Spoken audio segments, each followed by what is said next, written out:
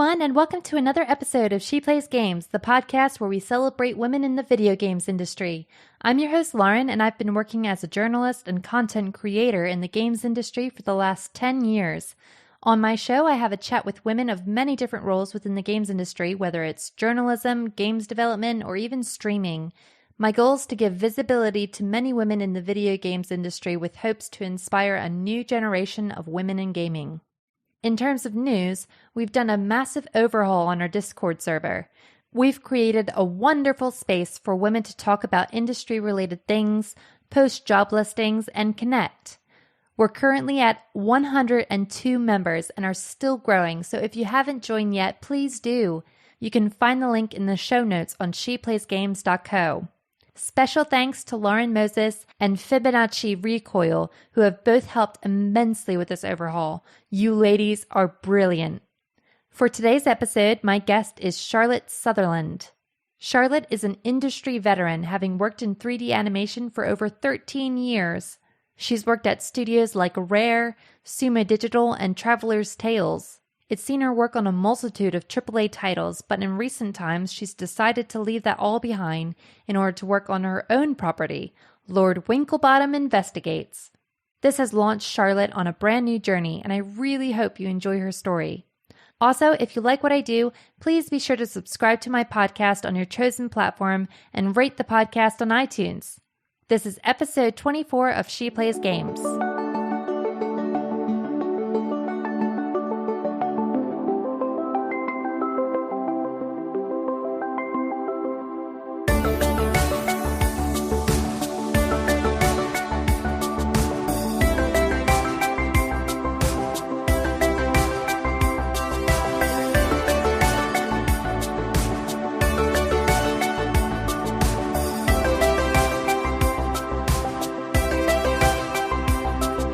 Welcome to the show, Charlotte. It's a pleasure to have you on, as your story is just so empowering, and I feel as though it will resonate with many of our listeners. Thanks very much. So for those of you who may not know, you've been working as an animator within the video games industry for about 13 years now. But I'm curious to know, what was your inspiration for joining the industry in the first place? And was there like a specific game that you were inspired by, or were you just interested in the industry in general? I mean, it was more of the industry in general, really. And I'd always wanted to do art. I just always drawn stuff since I was a kid, and I always wanted to go into animation as well. So it was kind of figuring out what different job roles and stuff there were, and kind of what I'd be suited to. So, I mean, the original games and stuff that I played, it used to be sort of stuff on the SNES originally and stuff which I was sort of interested in, but I actually preferred story-based stuff. So as soon as I started playing like Monkey Island and things like that, that was when I kind of realised that, games was kind of for me. So I kind of moved into sort of animation and stuff for games. It's something where back then there weren't any courses for doing games development, so you had to just go off and do whatever route sort of kind of interests you, really. So I chose to do like 3D animation as a degree, and then sort of the MA, and then kind of moved on from there, because it seems like there's much more choice now for actually like game specific degrees and stuff, and what you can actually get into and get from that. Whereas back then it was kind of find some way of getting in, and then kind of learn a bit on the job as well. Yeah, I mean, that's the thing, isn't it? And like to find the inspiration to actually get into it from something like Monkey Island. I mean, Monkey Island was just so great, wasn't it? It was such a sassy game. Yeah, I love Grim Fandango as well, actually. I think out of the two, I'd have to say that Grim Fandango is probably my favourite. Yeah. Just because I sort of love the kind of darkness of it as well. And, I know it's sort of quite basic 3D when you look back on it, but at the time, obviously, it was sort of good for what it was, and they've stuck with the style that worked with the capabilities and stuff. So was it like for the 3D animation, were they more so like, because you said like it wasn't like a game specific degree. I know sometimes people go with like a sort of like film, like if it was like 3D animation, was it that type of course? Like were most people in there for film, or were they for like just computer programs? Was the course wouldn't have been geared towards video gaming, I'm guessing. No, it was more just general sort of animation that could be used across sort of all kind of mediums, really. So you have some people that kind of would want to go off to TV, film, or games. So it was quite a mix, really. You didn't have any kind of game engines that you could actually get to test stuff in. Oh, that's the thing So it was more like the rendering side of stuff. So you'd be rendering off your animations at the end and stuff. So I suppose in that way it was a bit more geared towards like TV and film. But yeah, there wasn't really that much sort of readily available for getting hold of then as well, for testing out some of the stuff at home. So, I mean, it seems to be quite a few of the jobs that I've had, they've been like in-house engines. So you've been kind of using stuff that you've had to learn on the job anyway, whereas now obviously you've got stuff that's much more readily available and stuff. So yeah, I mean, it was a bit more geared towards like film, I suppose, and TV, but it was more about the motion anyway, rather than rendering them off and making them look sort of incredibly pretty or anything, like with the lighting and stuff. So it was more about just like the fundamentals of animation. So did you like do a lot of studying on your own then? Like, because obviously, I mean, when I was younger and sort of prattling around on the computer, I discovered like a lot of people at Square Enix used Maya for like animation and stuff. Did you have to do some of that yourself? Yeah, I mean, a lot of it on my BA was kind of learning from books and stuff, to be honest. Sort of like, because there was a few people on the course that kind of knew how to do some stuff. Because on my BA course, that was like a animation course, so it wasn't like geared specifically to 3D animation. So some people were kind of going off for the 2D animation route and stuff. But some people had used like 3D packages and stuff before, so you were kind of trying to learn from other people and stuff, as well as like getting hold of books to learn from. Whereas obviously now you don't need to bother about that because it's all on the internet and stuff. But there wasn't that much available then, so it was kind of getting hold of different manuals and stuff. It's almost like they took out the journey.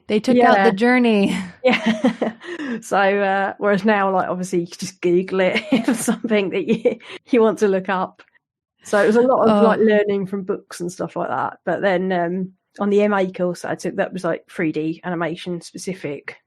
So there was a lot more sort of hands-on sort of teaching and stuff then. Although we were learning Softimage, which I don't think it exists anymore now. So my gosh. It was kind of, so it was learning a different package, but it kind of made it good in a way that you can swap between different sorts and the layout and stuff. So they're all kind of relatively similar. It's just the UI on them is different. Yeah, I mean, like when I started doing like stuff on the computer, I was like doing banners and stuff.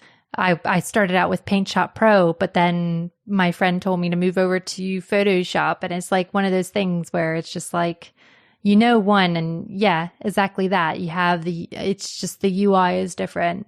But yeah, and I mean, your first role was at Traveler's Tales, where you got to work on the Lego franchise, which, talk about a freaking like sassy game as well. The Lego franchise is just, well, I would say I like secretly am obsessed with them, but I am like, no, I'm avidly in love with Lego games. And that must have been just such a fun experience. Yeah, I really enjoyed it. I wasn't sort of in a way expecting that, like as a first job as well. It was quite exciting to sort of get that, because I mean, the first Lego Star Wars had already been out at that point, but it was obviously still massive, and I was sort of hired initially to work on Lego Star Wars: The Complete Saga, so it was incorporating the prequel stuff into it.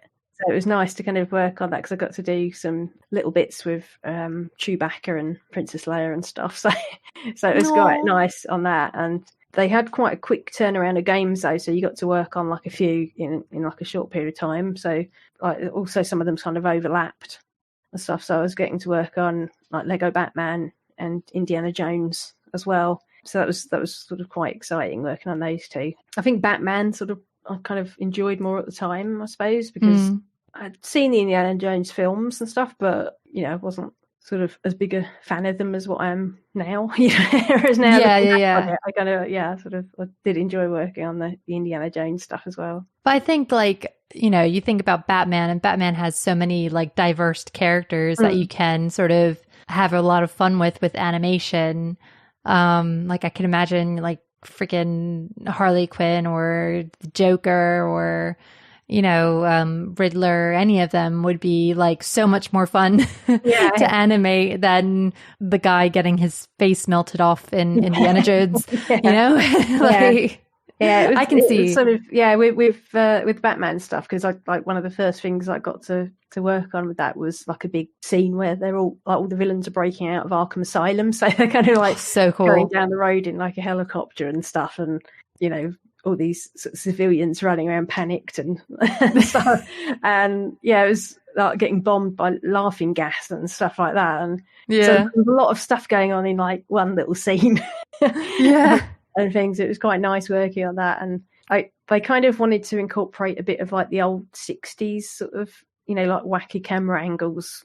Yeah, I could see that, yeah. So it was quite fun sort of working on that and trying to kind of, play around with that. There was still kind of some limitations and stuff because they didn't want at the time, like, because they were involved like DC and stuff, they didn't want Batman to be too funny themselves, like he had to be a bit more serious and stuff, whereas obviously now everything's changed a bit, and like with the Lego movie and stuff like that, the way Batman is in it, and it's just kind of like a big joke in itself, whereas then he's learned to laugh at himself. Then it was like a bit more like, no, he has to be more serious, but you can joke around with Robin more and stuff like that. It's just like, come on, Batman, like seriously. It's sort of weird, kind of like in a way, but it's nice kind of having input from places like that, because obviously like DC and stuff kind of had to review things and stuff. So it was quite good and stuff getting that sort of input on it.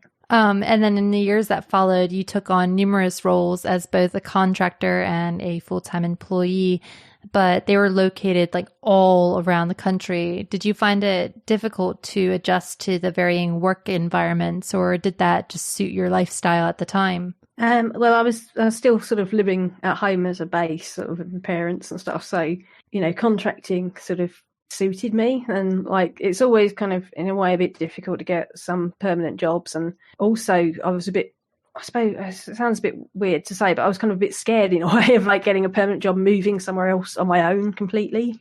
Sort of, again, and like sort of, I just kind of wanted to have a bit of a base, that I could kind of work from. So some of the contract roles kind of like I kind of stayed with friends and stuff that were like living nearby and stuff, or kind of like rented a room somewhere for a little while, but kind of, always used that as a bit of a base. And so when I was at EA, Bright Light and stuff, that there I could just commute back to my parents and stuff. So it worked out sort of quite well in a way, because it's kind of saving your money in the long run, I suppose, because you're not having to necessarily kind of get caught up in a contract sort of on a flat or something. So it kind of suited me then. I wasn't needing to settle down or anything. So I was just happy to kind of try different things, really. I guess it also like left you free to just try out like different companies to see where you felt comfortable as well. Yeah, because they all differ sort of. And I mean, like sort of one of my favourites was at Rare, actually, because it was a really nice sort of setup there.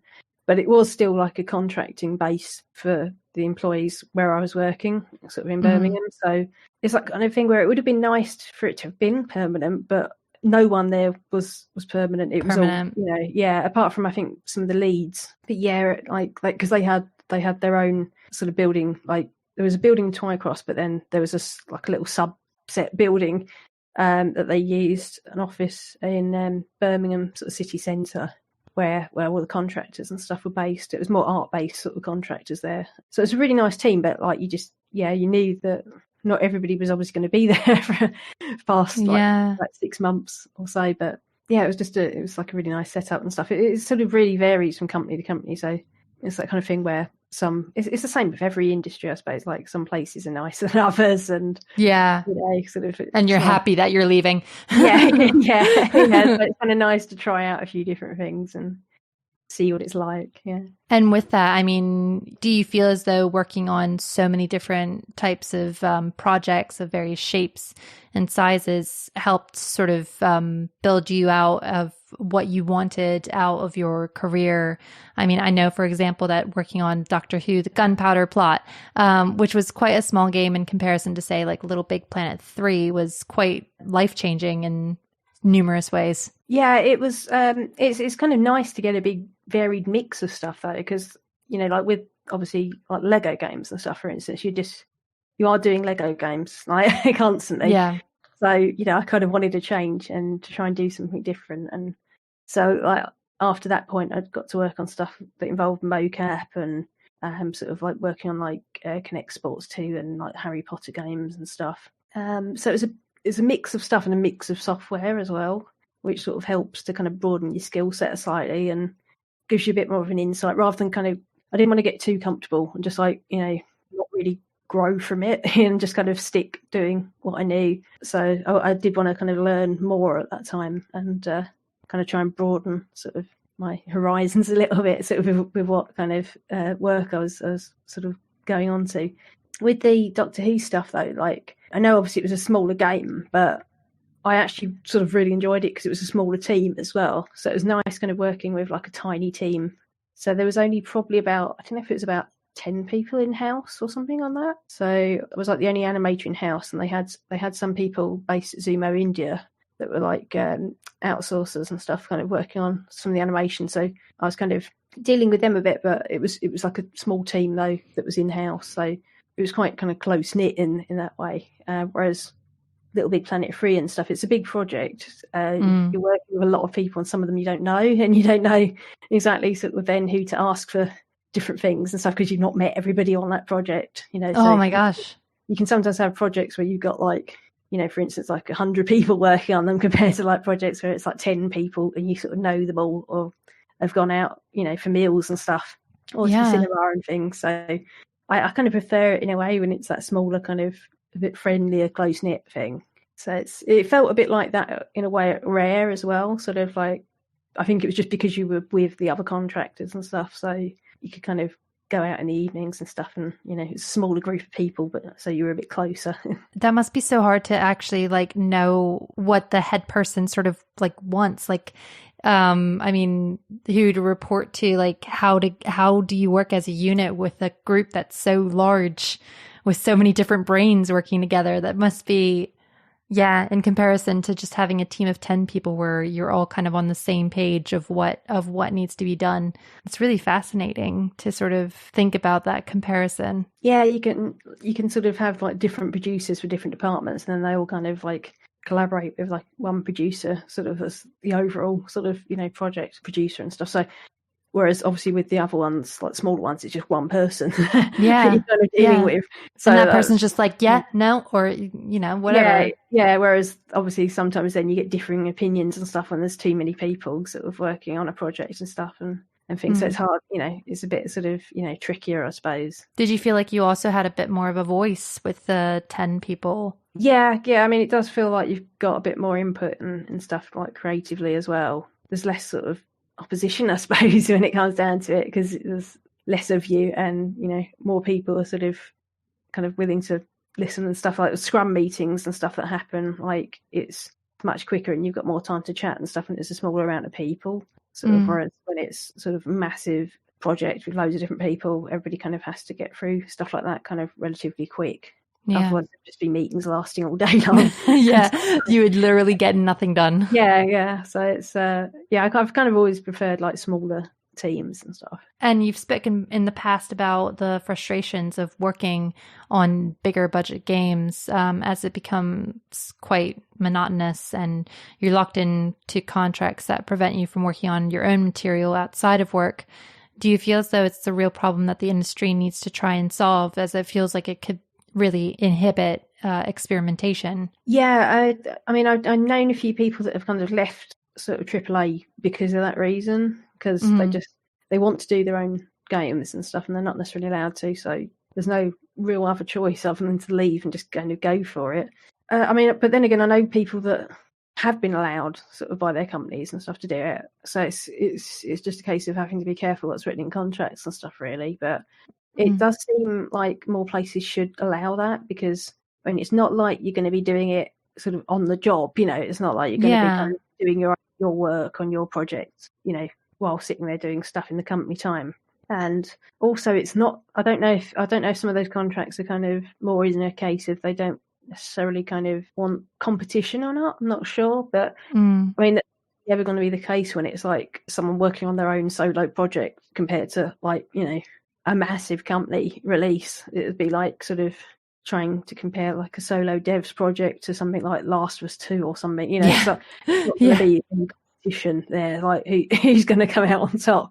You know, so that doesn't seem like that's really a problem, man. You know, it just seems like it's going to help with creativity and help with learning, because you feel like you haven't really got much room to grow and sort of, you know, practice your skill set and stuff more. So kind of like after going sort of alone and stuff and moving away from that, I felt like I learned a lot more, because I was kind of spending more time doing my own stuff, and like I said, got back into drawing again, and sort of was able to do stuff which, you know, I wouldn't necessarily had time to do or necessarily been able to do, sort of contract basis and stuff like that. So yeah, it does seem like more places should allow that, just because it helps to kind of keep people a bit more creative. And I mean, I know Sumo sort of now are doing game jam, which, like, that sort of stuff seems really nice, and, you know, like, sort of, because it helps to, you know, give people a bit of a creative outlet rather than just sitting there kind of, you know, doing the same stuff over and over again. So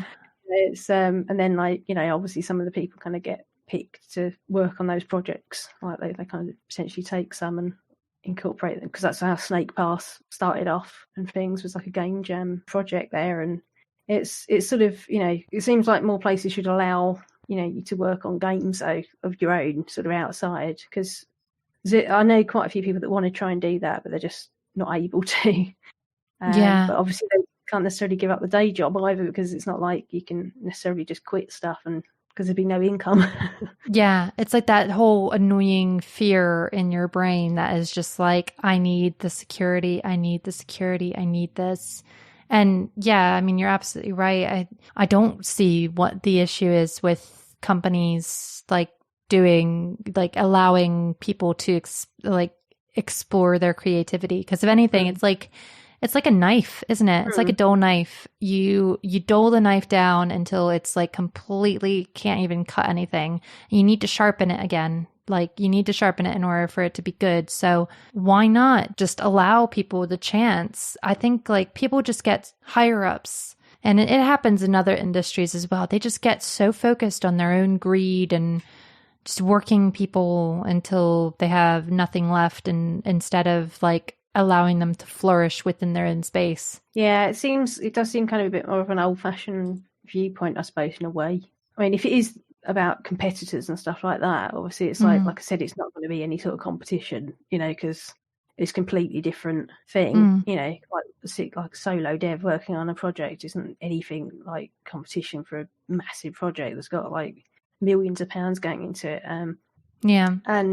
But also, like, you know, I mean, it'd be quite easy to figure out if people are, you know, spending their paid for working time sort of working on that project, because you'd see it, wouldn't you? So, you know, like, so it's not like it's sort of, it's not really. Oh my God, they haven't been doing anything. Yeah, I mean, that's the only way you'd be able to tell is like if someone wasn't doing any, you know, their work and stuff, you know. But if it wasn't causing any impact on that work, I don't see why it's a problem, really. Yeah, and I noticed in many of your roles that you ended up training and mentoring junior staff members when you decided to leave the video games industry in a traditional sense. Did that give you the confidence to try and get into teaching in a more official capacity as a lecturer? Well, it was a couple of roles that I did where it was kind of involving sort of some mentoring and stuff. And that was more when I was sort of working on like in-house engines and stuff. So there was no real documentation on those. So when you did get someone new start, you kind of were able to, you had to sort of train them up to sort of get a year on certain software. So it was a couple of roles where I sort of did that. And I did quite enjoy that, actually, because I've always quite enjoyed sort of, the technical aspect of stuff. And it was nice sort of just interacting with people as well, really. Sort of was nice, rather than just kind of completely sitting at the computer staring at that all day. You're actually talking to people. So it's sort of, it's nice to kind of like have as a bit of a change. And when I first tried sort of lecturing, because I just gave it a try by doing like a guest lecture at sort of the uni up here before, and I remember I was a bit scared, sort of just because like it was obviously different because you've got a big room of people that you're talking to and stuff. But I found it sort of much easier than I thought I would in a way. It's a nice kind of change. So obviously, like I said, it's not necessarily staring at the computer all day, so it gets you sort of socializing a bit more and stuff. I kind of prefer, with the lecturing, I prefer when it's sort of higher education, because it just feels a bit easier, kind of like, chatting sort of with adults and stuff, sort of, rather than, I don't feel like I'd be able to sort of lecture for kids or anything like that. I think I find that sort of more difficult. But when it's kind of adults and stuff, it feels quite sort of, I feel a bit more at ease now, chatting in public and stuff. So it did sort of help. It's something that I've kind of like, I tried it out first to see if I'd like it, and then because I know some people that had moved from sort of working in games and stuff to teaching, sort of eventually and stuff, and I'd always kind of wondered about that in the first place, just because I didn't necessarily want to be doing crunch and stuff like for forever and stuff. And I know that all studios do crunch and stuff, but it was nice to kind of try and move on to something which was a bit more sort of set hours and not so much sort of crunch time. Not the pressure. I mean, there's still like certain pressures, but not the same way. And like I think as well, like they always say like you learn best when you're teaching, and I think like you must have gotten like people who ask you questions that you just sort of stop and think like, wait, never thought about that before. Yeah, like I said, I think since leaving sort of AAA stuff, in a way, you kind of feel like you've learned some more, because you're learning bits and stuff as well, like while doing the teaching, as well as like doing your own game stuff as well. So you're kind of learning stuff from other people as well, because there's all obviously newer stuff that's coming out, like newer packages, newer sort of workflows. I feel like it kind of keeps you up to date with stuff a bit more in a way, because you're obviously not working on like this. I know you're not working on a specific project, but you're kind of seeing what changes there are because they're having to be taught to people. So different workflows and stuff. You don't have like the blinders on what you're like the project that you're just working on right now. You have to be like a wider knowledge bank. So it does kind of feel nicer in that way. It's a bit freer, and it also encourages you to learn more yourself as well. And with that as well, I mean, now you are head of a one-woman studio called Cave Monsters, which is amazing. I mean, not only is it inspiring, but I also really love the name Cave Monsters. How liberating has it been to be in charge of so many aspects of your game? It's been really nice. It's also been a bit sort of scary in a way, because obviously the stuff that like you're not that used to, which is like some of the business side of stuff, like you have to sort out a bank account for the business and stuff like that. It's little things like that, and things like business wise, obviously I've it's like I've never run a business before, so you're kind of learning that as you go along. The rest of the game stuff though, I kind of know about that. so I sort of feel more comfortable kind of making the game and sort of doing the artwork and sort of all that kind of stuff, rather than the actual business side of stuff. So it's like trying to figure out about the accounts and that whole thing. That's just kind of stuff that it's like you're just trying to figure that out yourself as you're going along. But that's also kind of why I wanted to start off small as well. So, just keep it as me as a solo dev to begin with. Because, I know sometimes when people start up a company and kind of hire a load of people, but obviously I didn't want to kind of risk too much money on stuff. Like, it's not like I was going to remortgage the house or anything like that to sort of set up a company and stuff. I just wanted to play it really safe and sort of, minimal sort of outgoings as possible. So keep it just me. So I'm not like paying myself anything from it. It's just purely a company set up so that you've got that kind of legal sort of side of things for the game. Yeah. So yeah, you're not actually kind of getting any wage, you're paying yourself and stuff. So I don't need to worry about that, or paying sort of people other than like sort of I've got to pay sort of, for music and stuff. So I'm paying a composer, but it's a bit simpler in that way, because then I don't need to worry about any sort of payroll stuff or Yeah. so it's something where I'd like to obviously grow, later on, sort of once I have a bit more time to kind of figure things out. But I just wanted to keep it as sort of low cost and safe as possible to begin with. Yeah. And with that said as well, I mean, like you've had like numerous setbacks, even with being like safe, as your first Kickstarter failed to meet its target, and like your husband having his health issues. I mean, how have you, it's amazing that you've remained positive and committed to the project during this time, because you then went on to succeed in your Kickstarter. Yeah, I think with the first Kickstarter, because I was trying to work out from the budget, because I'd met up with a few people at a few different games events and got a few different quotes for stuff like localization and things from like 2 or 3 different companies, and they were all around the same amount. So that was why that Kickstarter was higher. I after talking to quite a few people and stuff, like, because I know people who've had Kickstarters that haven't worked out and stuff, and even the people that Kickstart themselves say about, you can always try again and relaunch stuff and things. So yeah, the feedback I had was just, it seemed to be, it was a bit too high, I think, because I didn't have that much of a following at the time, because it was like relatively new. So I kind of needed to kind of build a bit more of a community and stuff around the game. But I sort of actually found that really useful, though, to have that first Kickstarter anyway, sort of because of that, because it drew some attention to it, and I kind of had more people getting more interest in it from finding it through Kickstarter or Twitter and stuff, and also people contacting me about localization.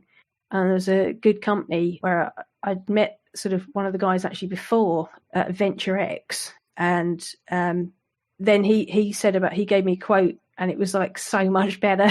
Oh my gosh, it's amazing. It was like aimed more for indie devs and stuff. So it was like literally like half the amount. Oh my gosh. Sort of the original quote would have been.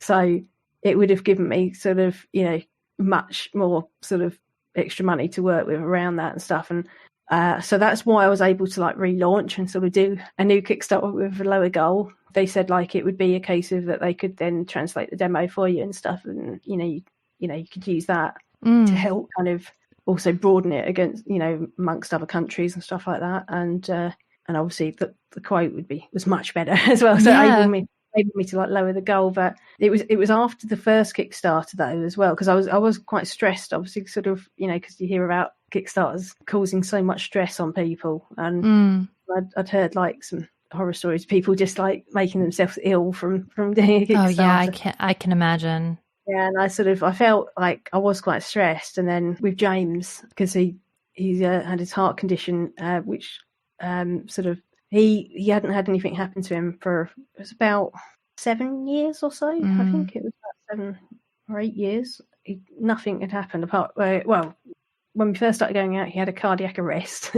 Like after we'd been going out for a couple of months, but he had a defibrillator implanted and had been on beta blockers for years, and everything had been fine. And then suddenly he just had a sort of major problem when he was at work, and defibrillator kept going off, and sort of rushed to hospital in an ambulance. And so it was like incredibly scary for both of us.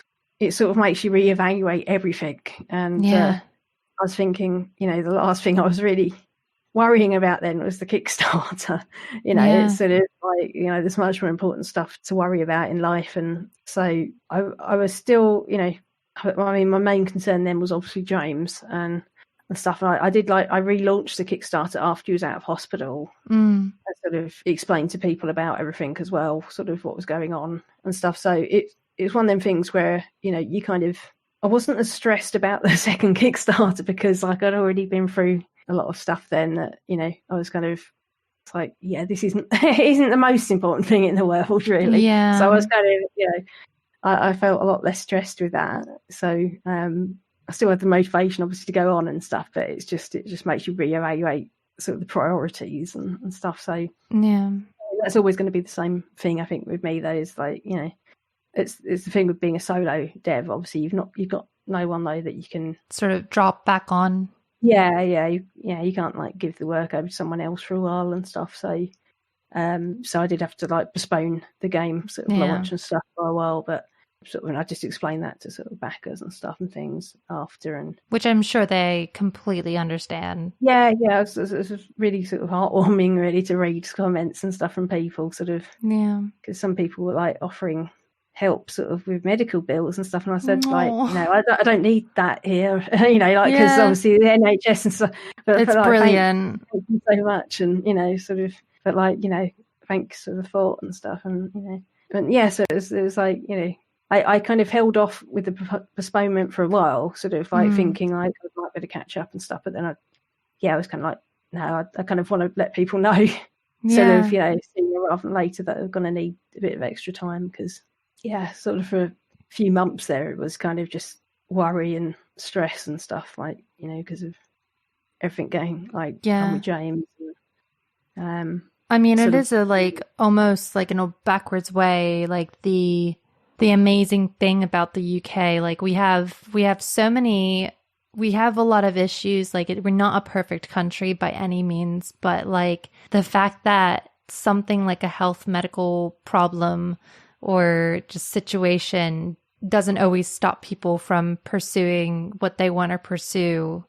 Cause like it is really sad that like that's like the first thing is just, can you afford your medical bills to keep your husband like going? Like it's just, how many people probably had to cancel their ideas or like indie projects because of that in other places where something like the NHS isn't available. Like it's amazing that, I mean, one, that you've been able to psychologically keep it going, but it's amazing that we live in a country where you didn't have to think about that as well. Yeah, because it's just extra added worry on top, and I don't know sort of how people manage it really. I don't know either.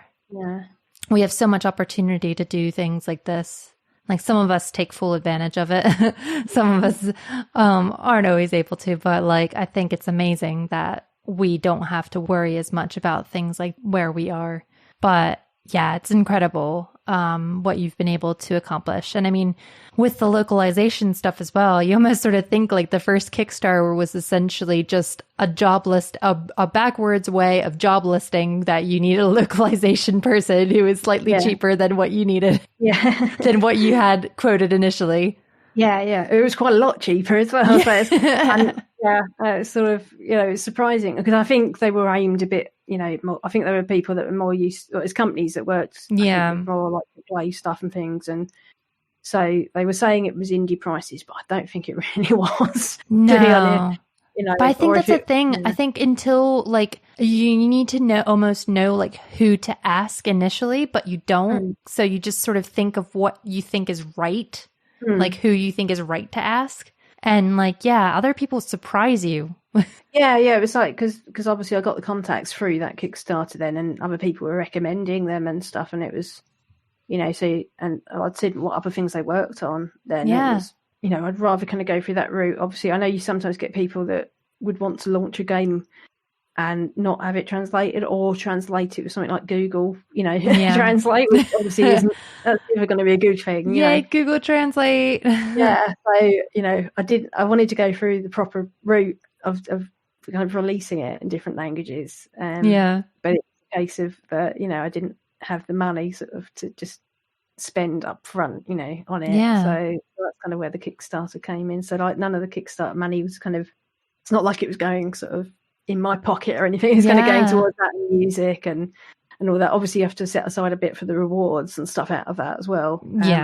And voice acting and stuff, because with the demo stuff, because I was doing the demo sort of more as like a proof of concept, and just to kind of also learn all the sort of ins and outs of the software and stuff, because I was using Adventure Creator in Unity, because I'm not really a coder or anything. So that's like visual scripting set up in Unity.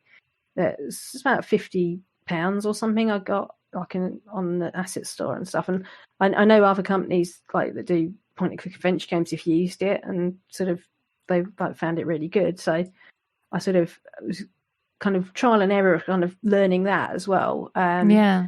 And the voices were just all like my husband. Aw. Sort of.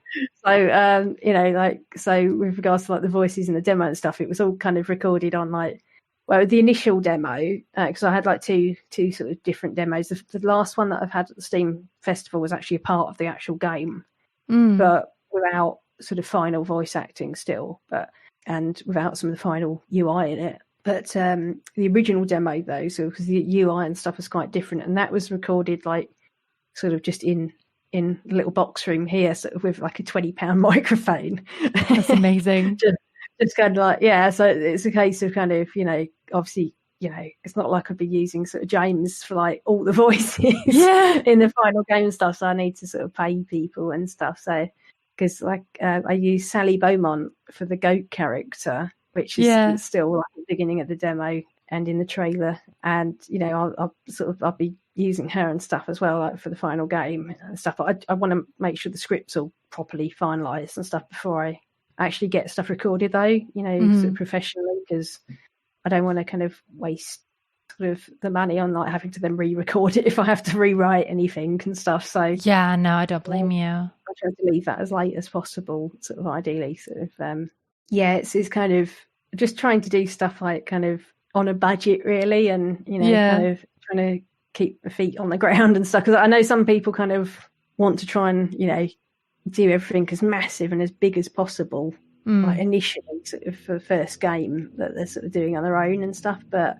I kind of didn't want to do that and like, you know, promise a load of stuff which, you know, like for instance, like I didn't want to do like a massive open world adventure or something, which you like, you know isn't going to happen, or if you did, it probably looked pretty bad if you, and it would take sort of years and years and years to do. So I kind of trying to stick to something that, you know, the scope would be doable, sort of as a small sort of like project, like for, you know, working on solo, and also with a like relatively smallish budget, you know, when it comes to games. Yeah, so, I mean, my favorite like mantra is, or quote is, keep it simple, stupid.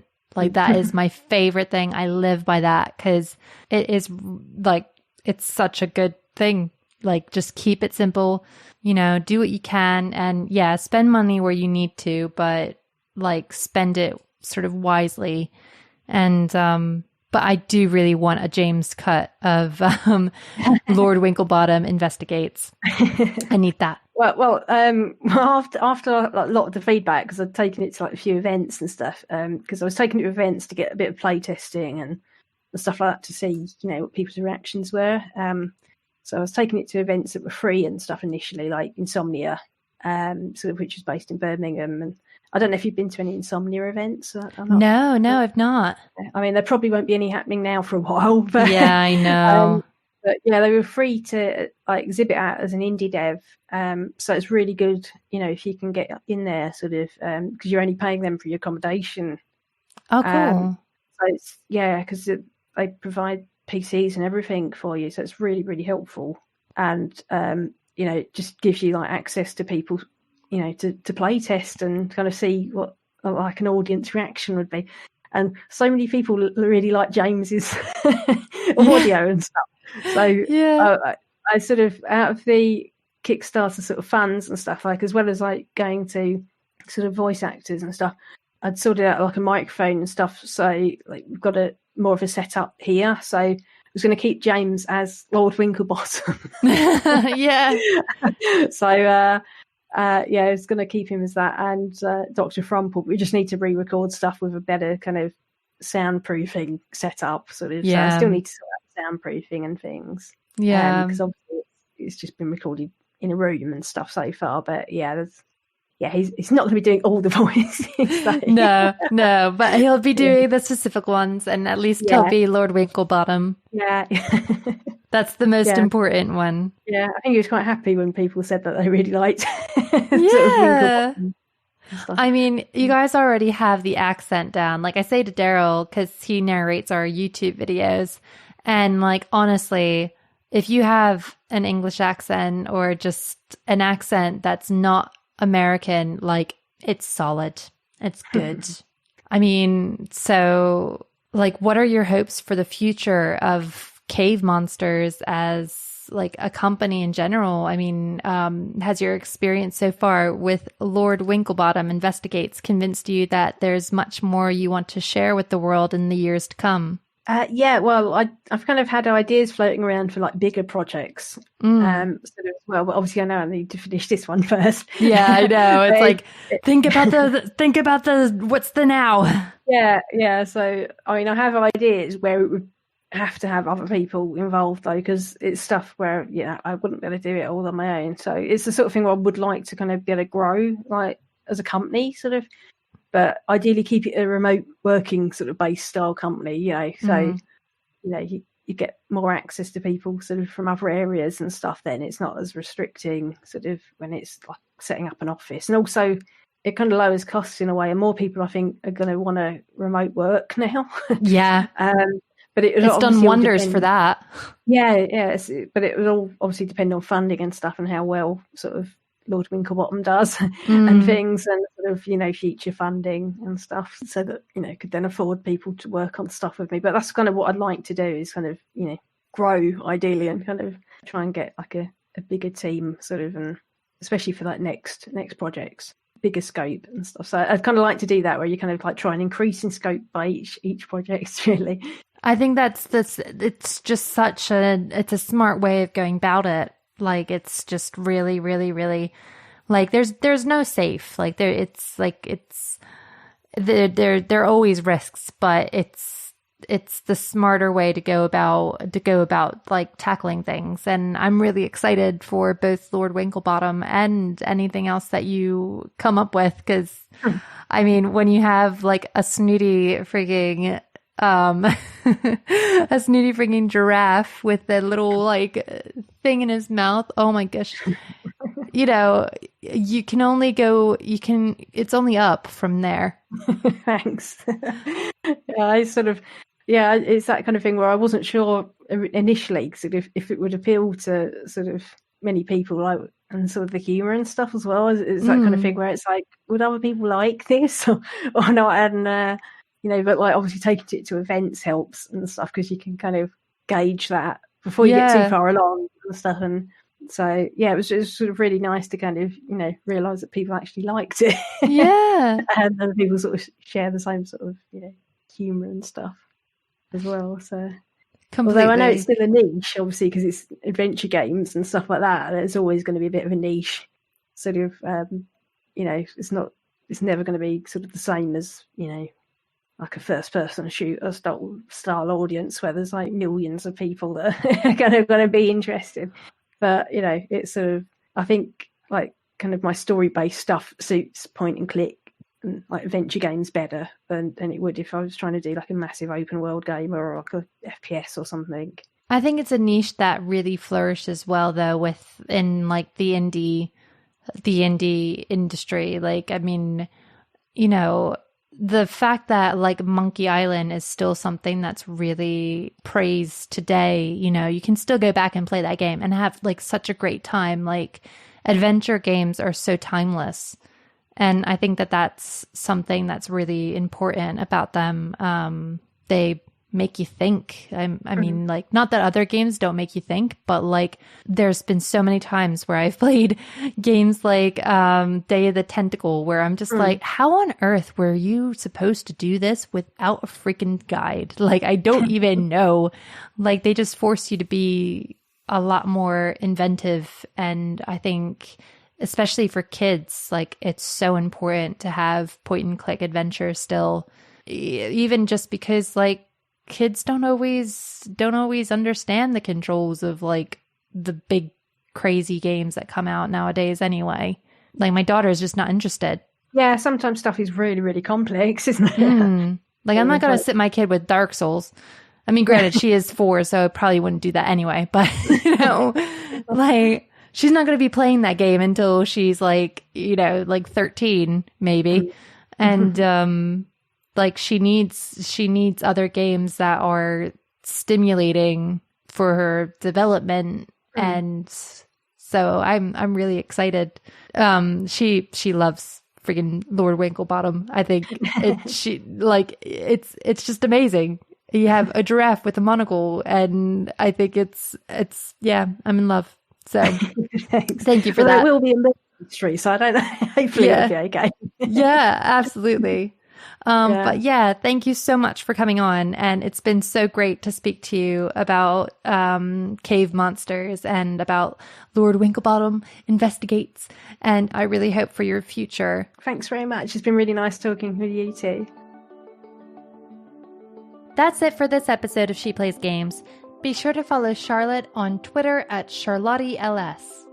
Also, if you want more episodes of She Plays Games, please be sure to subscribe and follow me on iTunes, Spotify, and YouTube by searching She Plays Games, and on Twitter, Facebook, and Instagram at She Plays Podcast. If you want to be on the show or want to nominate someone to come on the show, you can email me at sheplayspodcast@gmail.com. See you all next time on She Plays Games.